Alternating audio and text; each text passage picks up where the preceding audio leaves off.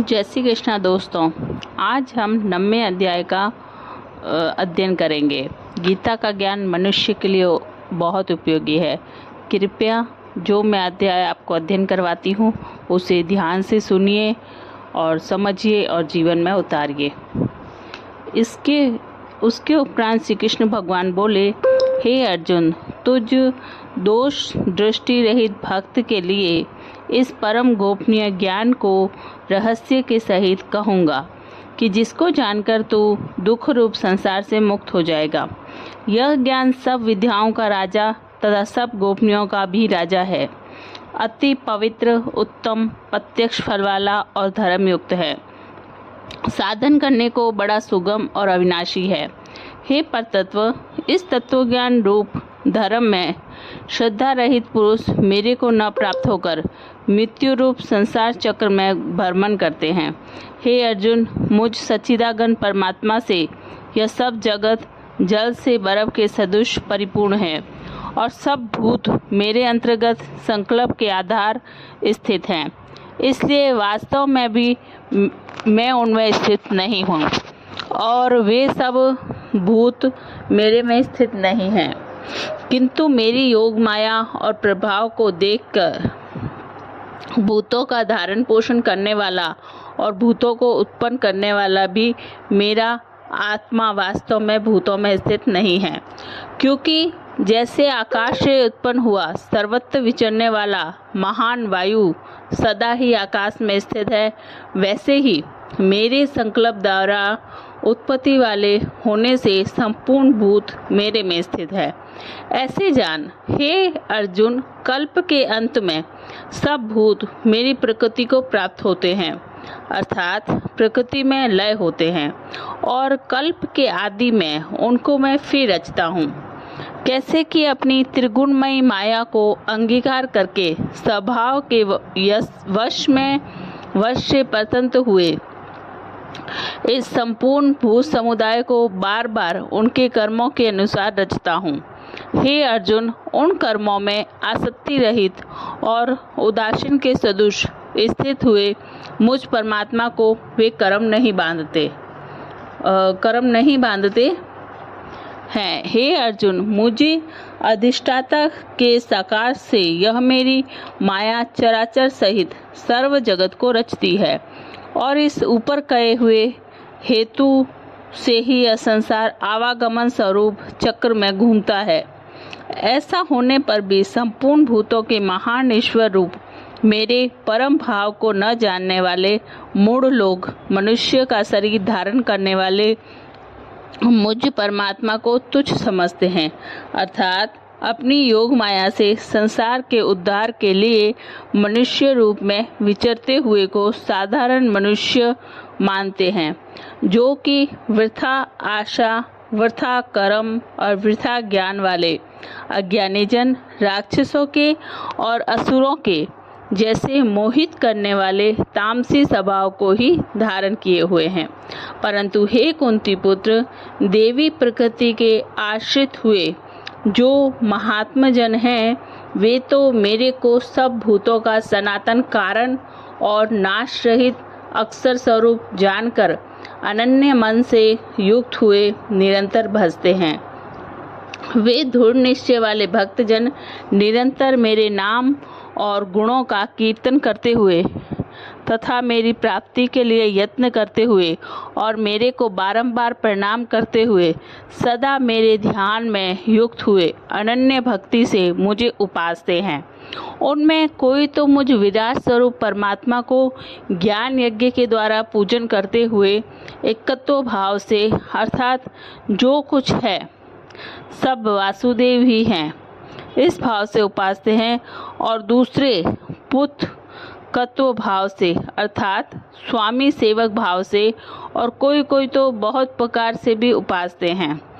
क्योंकि कर्तु अर्थात श्रोत कर्म में हूँ, यज्ञ अर्थात पंच महायज्ञादिक स्मार्त कर्म में हूँ, सौदा अर्थात पितरों के निमित्त दिया जाने वाला अन्न मैं हूँ, औषधि अर्थात सब वनस्पतियाँ मैं हूँ, एवं मंत्र मैं हूँ, घृत मैं हूँ, अग्नि मैं हूँ और हवन रूप क्रिया भी मैं ही हूँ।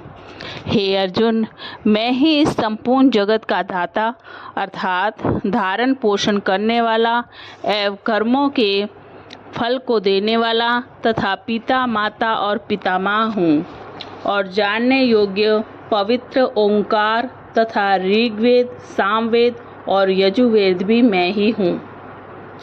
हे अर्जुन, प्राप्त होने योग्य तथा भरण पोषण करने वाला, सबका स्वामी, शुभाशुभ का देखने वाला, सबका वास स्थान और शरण लेने योग्य तथा प्रति उपकार न चाहकर हित करने वाला और उत्पत्ति प्रलय रूप तथा सबका आधार निधान और अविनाशी कारण भी मैं ही हूँ। मैं ही सूर्य रूप हुआ तपता हूँ तथा वर्षा को आकर्षण करता हूँ और वर्षाता भी हूँ। और हे अर्जुन, मैं ही अमृत और मृत्यु सत और असत भी सब कुछ मैं ही हूँ।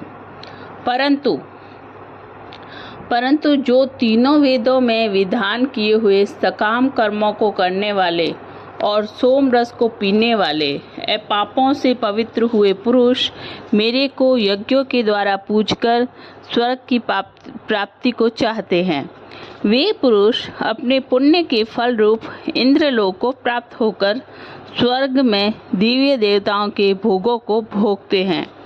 वे उस विशाल स्वर्ग लोक को भोगकर पुण्य क्षीण होने पर मृत्यु लोक को प्राप्त होते हैं।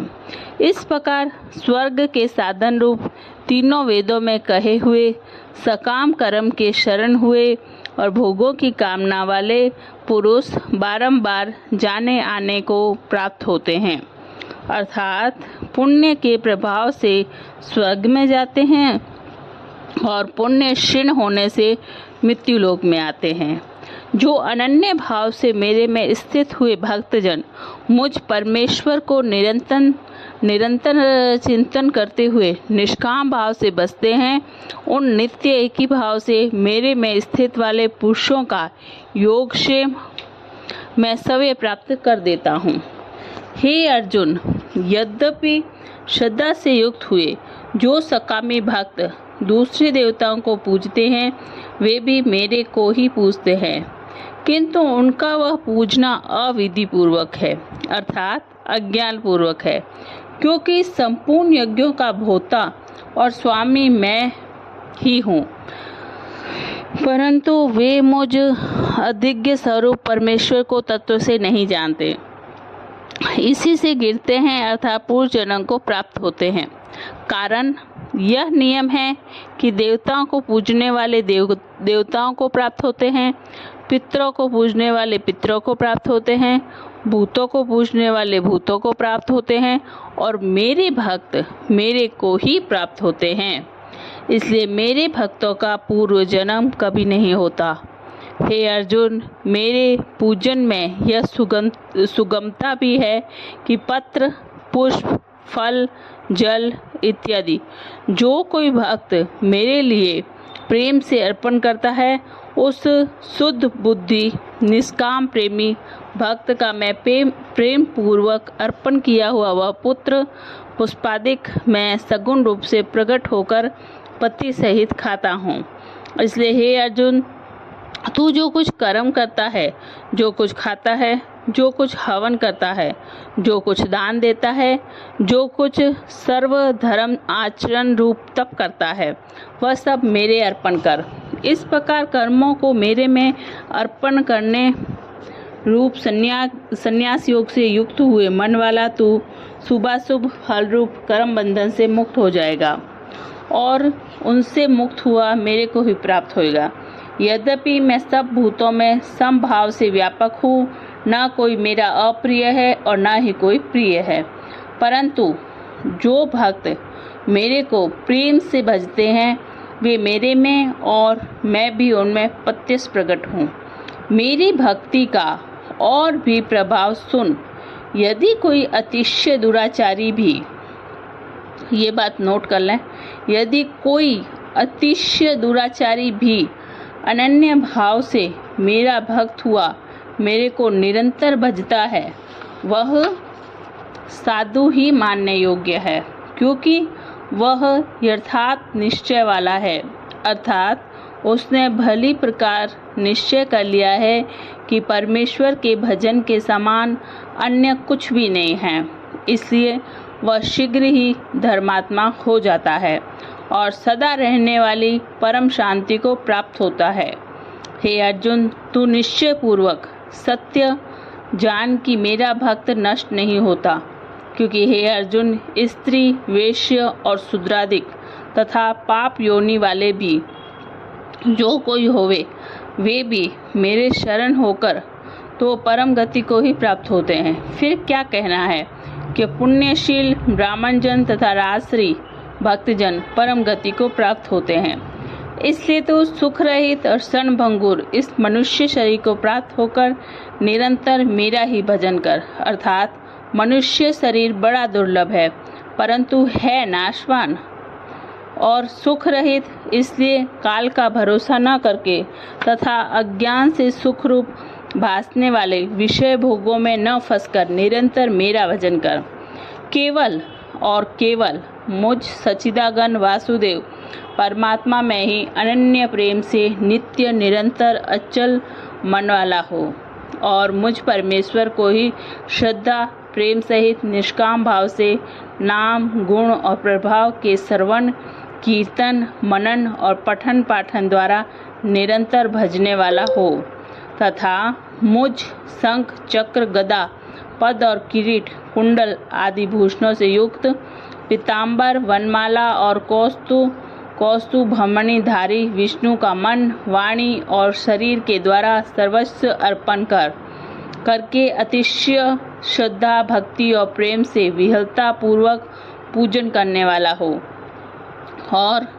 और मुझ सर्वशक्तिमान विभूति बल ऐश्वर्य माधुर्य गंभीरता उदारता वात्सल्य और सुहृदता आदि गुणों से संपन्न सबके आश्रय रूप वासुदेव को विनय भाव पूर्वक भक्ति सहित साक्षात दंडवत प्रणाम कर। इस प्रकार मेरे शरण हुआ तू आत्मा को मेरे में एक ही भाव करके मेरे को ही प्राप्त होगा। कृष्णाय वासुदेवाय हरे परमात्मने प्रणत क्लेश नाशाय गोविंदाय नमो नमः। कल हम लोग 10वें अध्याय का पठन करेंगे। कृपया इसमें जो भी बातें आपको ज्ञान योग जानने योग लगती है या कुछ समझ नहीं आता है तो आप मुझे कमेंट करके बता सकते हैं। धन्यवाद। जय श्री कृष्ण।